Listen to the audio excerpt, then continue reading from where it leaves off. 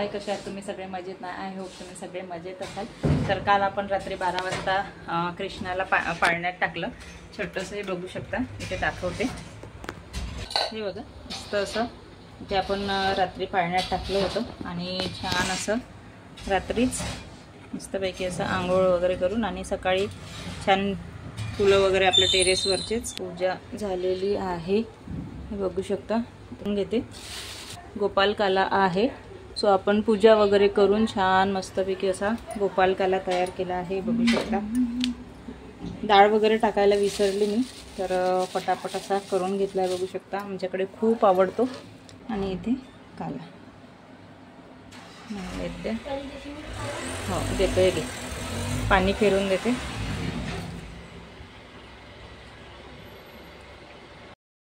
चला, आता काला वगैरे झालेला आहे आणि मुलांना देऊन देते आता प्लेटमध्ये. खूप आवडतो आमच्याकडे काला. तर आरती वगैरे झाली. हां भाऊ, इथे मी स्वयंपाक वगैरे करून घेतला होता, टिफिनचा सुद्धा. नंतर तेवढा वेळ काही शूट वगैरे घेतलं नाही. नंतर इथे हे गेले ड्युटीवर आणि स्वयंपाकही माझा पूर्ण रेडी झालेला होता. आणि इकडे आलेला होता पाऊस. मस्त छान वाटत होतं, थंड वाटत होतं. आणि इथे एक रीलसुद्धा मी शूट केली. सो तुम्ही ती जाऊन नक्की बघा. अशीच केली आणि म्हटलं चला रिलॅक्स व्हावं, दिवसभरापासून कामच चालू होते. मग इथे आलेला होता पाऊस मस्तपैकी. तर मी सकाळी केस धुतले होते आणि ते माझे केस वाळत नाही लवकर. आणि मी ते बांधूनच होती क्लचरने. म्हटलं चला, इथे छान थंड वाटत होतं गॅलरीमध्ये. मग नंतर इथे लाडू बनवायला घेतले मी. त्यासाठी मी इथे पेंडखजूर फोडून घेत होती, म्हणजे बिया काढत होती त्यामधले. चला, आता आहे संध्याकाळची वेळ. स्वयंपाक वगैरे माझा आटोपलेला आहे, कारण की मी 4 वाजताच केलेला होता. आता आपण इथे लाडू बनवून घेऊ, कारण की ते जे केले होते मी शेवग्याच्या पावडरचे लाडू, तर ते संपलेले आहेत. तर म्हटलं चला आता रोज खाण्यासाठी एकतरी लाडू पाहिजे सकाळी, त्यासाठी इथे बनवून घेत आहे, कारण की आता स्वयंपाक पण नाही आहे. तर चला पटकन रेसिपी बघू. तिथे लाडू बनवण्यासाठी आधी खोबरा किस घेतला, तर तो मी मोजून घेतलेला आहे 4 वाट्या. एकाच वाटीचं माप मी इथे घेतलेलं आहे लाडू बनवण्यासाठी. आणि खोबरा किस घेतला, त्याला तूप न टाकता चांगलं समंद आचेवरती हलकासा तांबूस कलर येईपर्यंत भाजून घ्यायचा. आता हे बघा, 3 ते 4 मिनटात भाजून होतो आणि लो फ्लेमवर भाजायचा. आणि एका याच्यात काढून घेतलं. नंतर इथे त्याच कढईमध्ये तीळ घेतले, तर हे अर्धी वाटी, थोडं कमीच असेल. आणि नंतर 2 टेबलस्पून खसखस घेतली, थोडी कमी जास्त चालेल. नंतर इथे 2 टीस्पून मेथीदाणे ते टाकले शेवटी. तर हे मेथीदाणे शेवटी टाकले, कारण की ते जळल्या नाही, म्हणजे जास्त नाही भाजले गेले पाहिजे, नाही तर करवट मारेल. हे सगळं भाजून झालेलं आहे. तर ते काढून घेतले एका प्लेटमध्ये. आणि नंतर त्याच कढईमध्ये तूप गरम करायला ठेवलं आणि त्यामध्ये त्याच वाटीने 1 वाटीभर बदामचे जे तुकडे आहेत ते घेतले. आणि ते चांगले असे जे आहे पटकन असे भाजून होतात, कारण की सगळे ड्रायफ्रूट्स ड्राय असतात. सो जास्त वेळ याला भाजायचं नाही. हाय फ्लेमवर तर बिलकुलच नाही, लो टू मिडियम फ्लेमवर हे सगळे भाजून घ्यायचे. तर इथे बदाम, काजू हे सगळं मी अगदी लो फ्लेमवरती भाजून घेतलं, म्हणजे ते तुपामध्ये. नंतर इथे मी घेतलेले आहे टरबूजच्या बिया, इथे सूर्यफुलाच्या बिया, ते सगळं मी एकत्रच टाकून घेते. अगदी थोडं थोडंच आहे, अर्ध्या वाटीच्या जवळपास. इथे पिस्ता थोडे जास्त होते माझ्याकडे, सो मी इथे टाकून घेतले, कारण की असे आहे ना खाल्ल्याच जात नाही, मग ते खराब वगैरे होतात. मग लाडूमध्ये कसं आहे, सगळंच मुलं खाऊन घेतात. आता अक्रोड तर मुलांना आवडतच नाही. तर याच्यामध्ये कसे थोडं का होईना पण पोटामध्ये जातं लाडूच्या याने. सगळ्याच गोष्टी अशा, टरबूजच्या बिया, सूर्यफुलाच्या बिया सेपरेटली खात नाही ना आपण, तर लाडूमध्ये सगळ्या गोष्टी ह्या चालल्या जातात. तर ते सगळं भाजून एका प्लेटमध्ये वेगळं काढलं कोपरमध्ये. नंतर 2 वाटी भरून मखाना लाही घेतली. आता हे जे आहे ना, मस्त असं मंद आचेवर चांगलं असं भाजून घ्यायचं, म्हणजे असं हाताने आपण तोडतो ना, तर ते छान असं पटकन तुटलं गेलं पाहिजे. बघा, तुटलं नाही जात आहे ना, तर ते मिक्सरला लवकर बारीक नाही होणार. आणि त्यामुळे काय करायचं, थोडंसं जास्त वेळ, म्हणजे थोडा वेळ लागेल, पण चांगलं असं भाजून घ्यायचं. बोटांनी दाबताच ते असं तुटलं पाहिजे. हे बघा, अशा प्रकारे. तर ते म्हणजे भाजले गेले आहे. तर हे पण सुद्धा मखाना भाजून झालेले आहे. आता हे सुद्धा एका प्लेटमध्ये काढून घ्यायचे आहे. तर आता त्याच कढईमध्ये अगदी थोडंसं तूप टाकलं आणि इथे मी पाऊण वाटीच्या जवळपास डिंक घेतलेला आहे. तुम्ही अर्धा वाटीसुद्धा घेऊ शकता. मी तुम्हाला आधीच सांगितलं प्रमाण थोडंसं कमी जास्त चालेल, काही हरकत नाही. नंतर इथे डिंकचे खडे घेतले आणि ते अगदी तूप तापल्यानंतरच यामध्ये डिंकचे खडे टाकायचे आणि चांगले असे फुलेपर्यंत ना मस्त असे तळून घ्यायचे आहे. जर तुम्हाला असं वाटते की खूप मोठे मोठे खडे आहे तर खलबत्त्याने थोडंसं याला बारीक करून नंतर तळून घ्या. पण हा जो डिंक आहे ना तो चांगला तळल्या गेला पाहिजे. जर चांगला तळल्या गेला नाही तर तो बारीक होणार नाही आणि मग जेव्हा लाडू आपण खाऊ तर ते दाताखाली जर एखादाही तुकडा असा आला तर दाताला थोडं इजा होऊ शकते. सो इथे चांगला तळून घ्यायचा. इथे बघू शकता अशा प्रकारे सर्व डिंक मी तळून घेतला. नंतर अगदी अजून थोडंसं तूप टाकलं त्यामध्ये आणि त्यामध्ये जे आहे पेंडखजूर जे होते ना त्याच्या बिया मी आधीच स्टार्टिंगला काढत होती तर त्या काढून घेतल्या. आणि आता आजकाल तर सीडलेस पण पेंडखजूर मिळतो, तो तुम्ही वापरू शकता जर मिळेल तुम्हाला तर याच्या मी बिया काढून आहे ना इथे 3 वाटी मी पेंडखजूर घेत आहे. तुम्ही थोडे जास्त किंवा कमी करू शकता. जर तुम्हाला खूप गोड अजून पाहिजे तर तुम्ही अर्धी पाऊण वाटी तरी प्रमाण इथे वाढवा.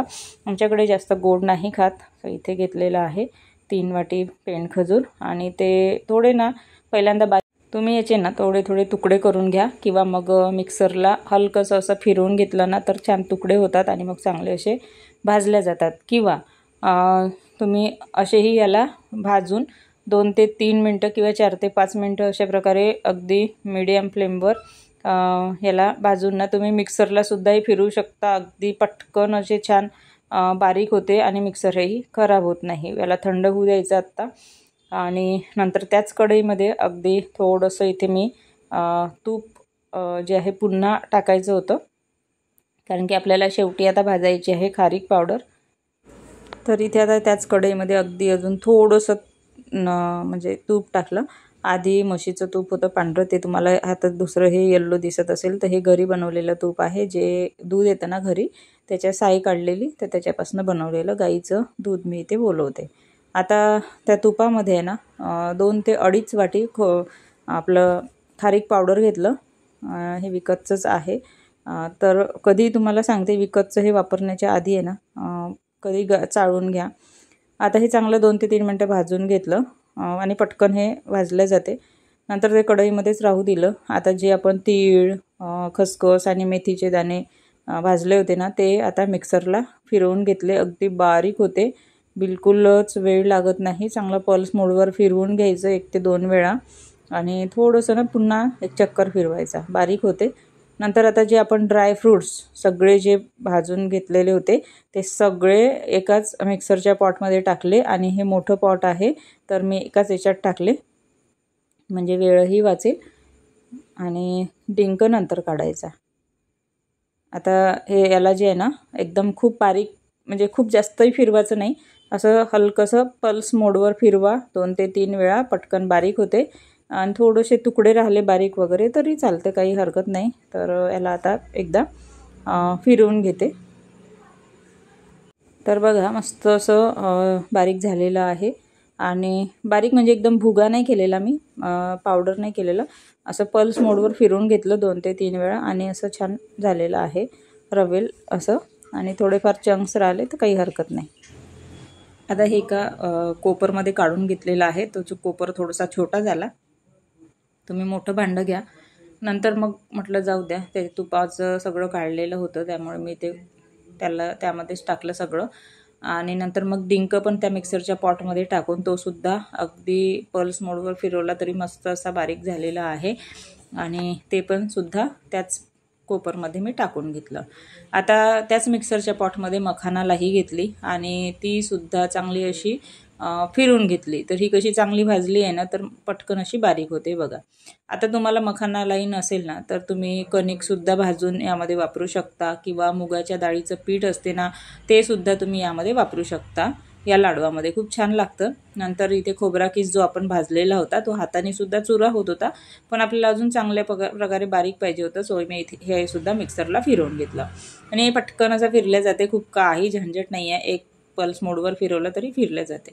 आता इथे आपण जे मेथी, तीळ आणि खसखस जी भाजली होती तीसुद्धा टाकली. खारीक पावडर जी भाजून घेतली होती तीसुद्धा टाकली. आता शेवटी राहिलेला आहे पेंड खजूर.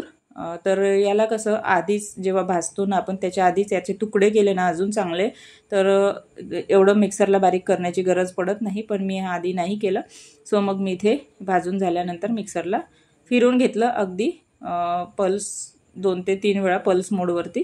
खूप जास्त नाही फिरवलं कारण की मिक्सरचा पॉट आहे, खराब नाही झालं पाहिजे. पण काही नाही, इझिली फिरल्या जाते आणि छान असे तुकडे झाले. आता ते सुद्धा मी यामध्ये टाकून घेतलेले आहे आणि हे सगळं आहे ना चांगलं असं एकजीव करायचं. आता यामध्ये थोडीशी विलायची पावडर, इथे 2 चमच्याच्या जवळपास ही विलायची पावडर असेल किंवा कमी असेल, काही हरकत नाही.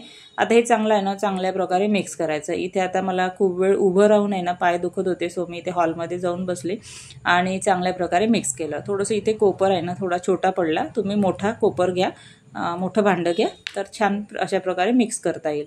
असो काही न पटापट मी इथे केलं. तरी मला इथे वेळच झालेला होता कारण की सकाळच्या वेळेस वेळ नाही राहत, तर ते माझे करणंच होत नाही लाडू. आणि ते जे होते शेवग्याच्या पावडरचे ते सुद्धा संपलेले होते. म्हणजे कसं आहे छोटे छोटे बनवून ठेवले ना सकाळी रोज एक खातात. एकदम मोठेही नाही बांधले आणि एकदम छोटे छोटे मी इथे बांधून घेतले कारण की मोठे लाडू खातच नाही मुलं. तर माझा छोटा मुलगा तर खूपच त्रास देते खाण्यासाठी, तर त्यामुळे अगदी छोटे छोटे बांधले म्हणजे सकाळी तो खाऊन गेला पाहिजे एक तरी छोटंसा. आणि कसं आहे सेपरेटली हे बी, सूर्यफूल बी आणि अजून काय काय मखाना हे सगळं नाही खाल्लं जात, तर मुलं या निमित्ताने थोडंसं सगळं त्यांच्या पोटात जाते. त्यामुळे मग मी अशा प्रकारे वेगवेगळे प्रकारचे बनवत असते आणि ही रेसिपी एकदम डिटेलमध्ये तुम्हाला रेसिपी विथ नीतू या चॅनलवर सुद्धा येईल. नक्की तिथे जाऊन सुद्धा बघा, नसेल समजलं याच्यात तर. आणि अशा प्रकारे हे लाडू मस्त तयार झाले. 40 ते 45 लाडू झाले छोटे छोटे. आणि बघा किती सुंदर दिसत आहे ना, एकदम खूप बारीक भुगाही नाही केला आणि पाक न करता छान लाडू असे वळल्या जात आहे, हाताने असे तुटत आहे, बिलकुल काही त्रास जात नाही. चला आज बघू शकता हे लाडू मी इथे बनवले आणि याची रेसिपीसुद्धा तुमच्यासोबत शेअर केली. तर नक्की तुम्ही करून बघा आणि उद्या म्हणजे रोज एक सकाळी तुम्ही लाडू खाऊ शकता. इतके छान असतात हे डिंकाचे लाडू आणि अगदी इझिली वळले जातात. बिलकुल साखर नाही, पाक नाही टाकलेला. तर आज स्वयंपाक वगैरे नव्हता त्यामुळे मग मी पटकन असे करून टाकले. तरीसुद्धा मला वेळ झाला. आता तुम्हाला दाखवते किती वाजले. हे बघा एकटीने केले, त्यात तुम्हाला उलटं हे दिसेल 12:30 12:15 झालेले आहेत. समोर आहे ती वॉच. आणि आता वाजलेले आहेत, अंधार आहे बाहेर पूर्णपणे, बघू शकता मग अंधार आहे. तर चला मग मिस्टर यायचे आहे, येतील आता. तर व्हिडिओ आवडला तर व्हिडिओला लाईक करा, शेअर करा, चॅनलवर नवीन असाल तर सबस्क्राईब करा. तर पुन्हा भेटूया अशाच एका नवीन व्हिडिओसोबत, छानशा ब्लॉगसोबत. तोपर्यंत छान व्हिडिओला एक लाईक करा, छानशी कमेंट करा आणि चॅनलवर नवीन असाल तर नक्की सबस्क्राईब करा. आणि ते बाजूचं बेल आयकॉन आहे ना ते सुद्धा प्रेस करा, म्हणजे जे पण मी व्हिडिओ टाकते ना त्याचं नोटिफिकेशन तुम्हाला मिळून जाईल. तर चला पुन्हा भेटूया अशाच एका नवीन व्हिडिओसोबत. तोपर्यंत बाय बाय.